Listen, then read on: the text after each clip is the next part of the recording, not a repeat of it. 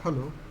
कक्षा 12वीं लेखा शास्त्र के अंतर्गत हम लोग साझेदारी का पुनर्गठन, नए साझेदार का प्रवेश पढ़ रहे हैं और इसके अंतर्गत हमने बहुत से प्रश्नों को हल किया है। आज हम लोग देखेंगे कि गुप्त ख्याति की गणना कैसे की जाती है।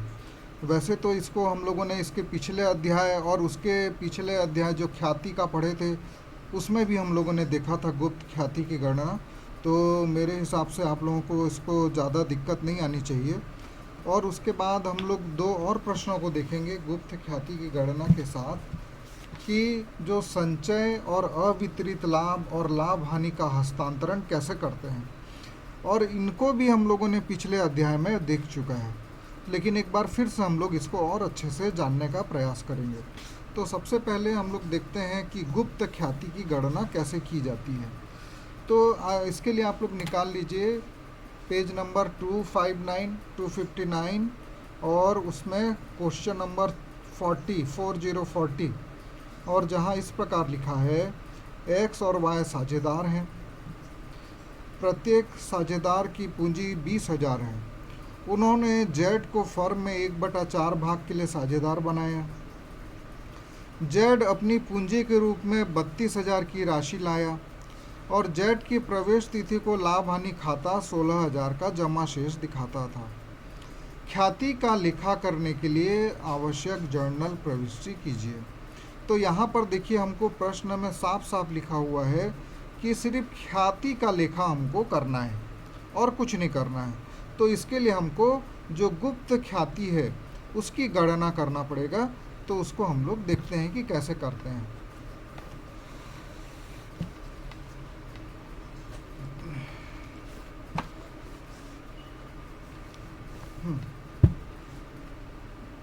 देखिए, नया साझे एक्स और वाई दो पुराने साझेदार हैं और उन्होंने जेड को 1/4 भाग का साझेदार बनाया और जिसके लिए वह 32,000 पूंजी लाया।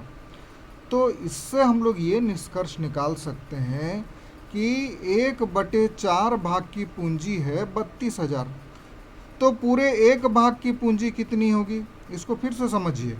1/4 का मतलब क्या होता है कि एक पूरी रोटी है उसको हम लोग 4 भाग में बांट देते हैं और 4 भाग में से 1 भाग का दाम 32,000 रुपया है।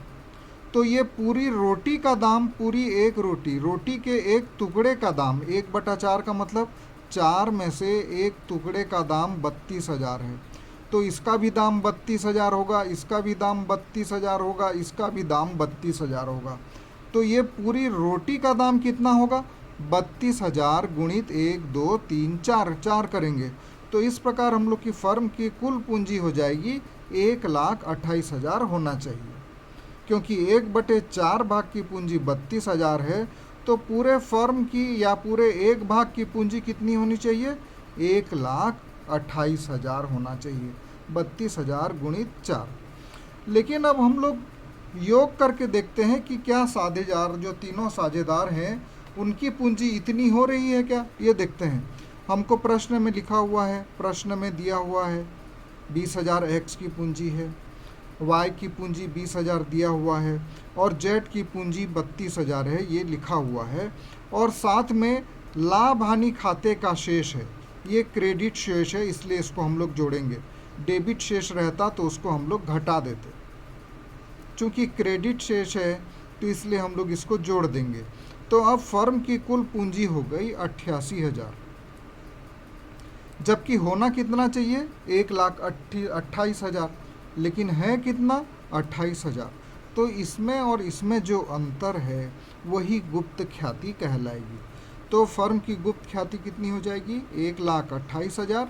ऋण जितना है ये इतना होना चाहिए और इतना है, तो इसमें से इसको घटा देंगे तो उत्तर आएगा 40,000। ये हमारी गुप्त ख्याति कहलाएगी। तो अब ये जो ख्याति है इसमें चूंकि जेड नया साझेदार है तो वो ख्याति की में से अपने हिस्से की ख्याति लेकर आएगा।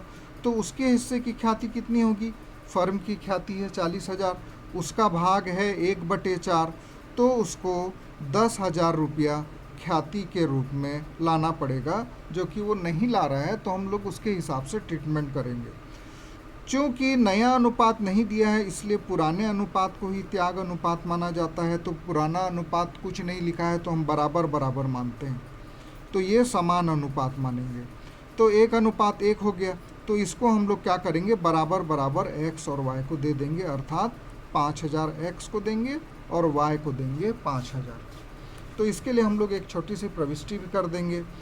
चूँकि z नगद लेके नहीं आ रहा है ख्याति की राशि, इसलिए उसके खाते को हम लोग विकलन करेंगे। z का पूंजी खाता विकलन 10,000, x के पूंजी खाता से 5,000 और y के पूंजी खाता से 5,000, और नीचे एक नरेशन लिख देंगे ख्याति का समायोजन करने पर।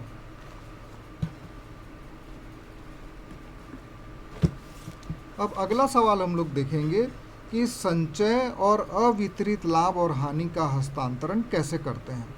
इसके लिए कुछ नहीं करते हैं हम लोग, सिर्फ जो यदि फर्म में किसी नए साझेदार के प्रवेश के पहले का सामान्य संचय है, संचय का मतलब पुराने साझेदारों द्वारा जमा की गई रकम, और लाभ हानि खाते में भी कोई रकम है, तो उसको हम लोग पुराने साझेदारों को उनके पुराने अनुपात में बांट देते हैं।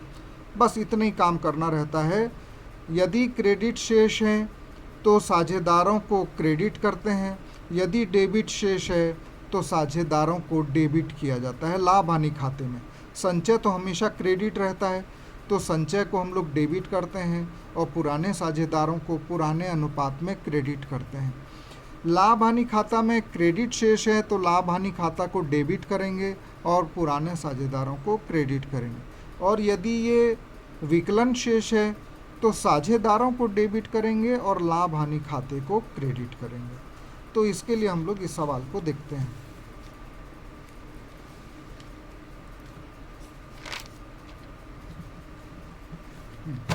प्रश्न में लिखा हुआ है सामान्य संचय 16,000 है और लाभ हानि खाते का समाकलन शेष है। ये भी क्रेडिट शेष रहता है और ये भी क्रेडिट शेष रहता है, तो इसको बांटने के लिए हम लोग उल्टा कर देते हैं, डेबिट कर देते हैं। तो सामान्य संचय को डेबिट करेंगे, लाभ हानि खाते को क्रेडिट करेंगे, और जो दोनों पुराने साझेदार हैं लीना और मीना, तो ये दोनों की राशि जोड़ के जो 40,000 होती है, पुराने अनुपात अर्थात 5:3 में इसको बांट देंगे। तो 5:3 में बांटेंगे तो लीना को मिलेगा 25,000 और मीना को मिलेगा 15,000।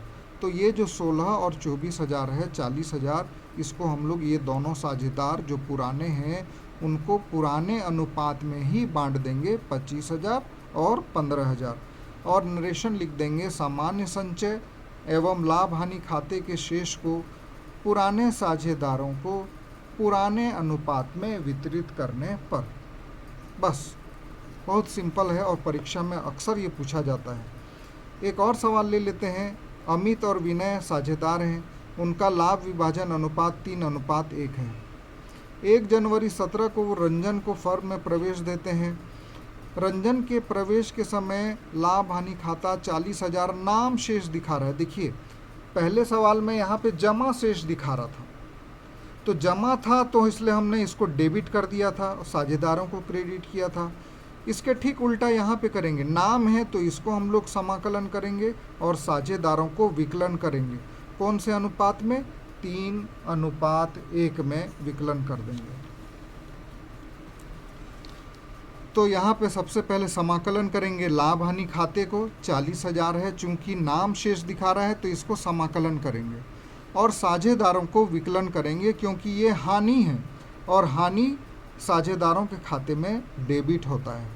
तो इसलिए 40,000 को हम लोग बांट देंगे 3:1 में। तो 3:1 मतलब दोनों को जोड़ देंगे तो आएगा 4। 4 भागित 40,000 करेंगे तो ये आएगा 10,000।